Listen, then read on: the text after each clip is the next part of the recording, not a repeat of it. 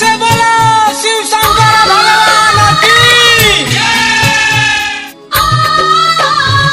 Kalika movies recording studio Sugauli.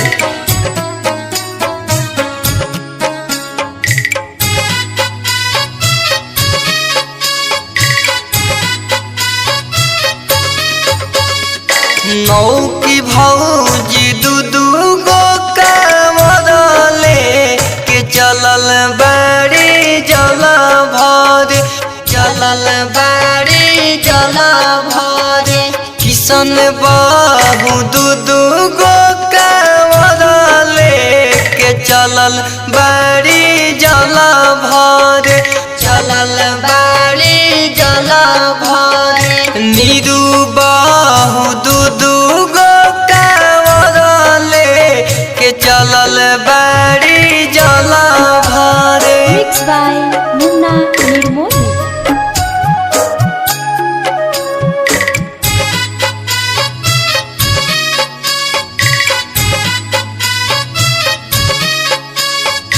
बरसेला सावन के बदरिया त भौजी के साड़ी भीजे, गेरुआ रंग साड़ी भीजे।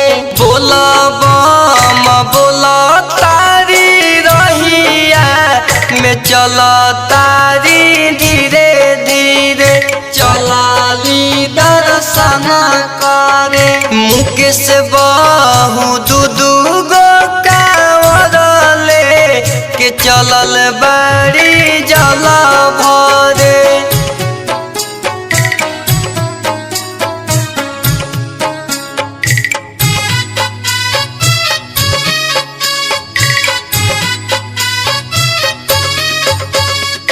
किसान बिहारी नीतीश कहे भौजी ले चल संगे संगे, ले चल संगे संगे। सावन में गावे गीतिया अंजी तो सुनी के सुहावन लागे, बड़ी ही सुहावन लागे।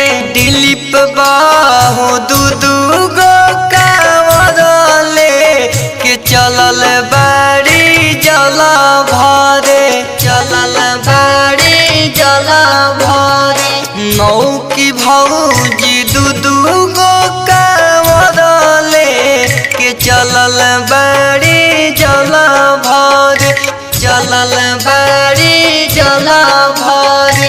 बरसेला सावन के बदरिया त भौजी के साड़ी भी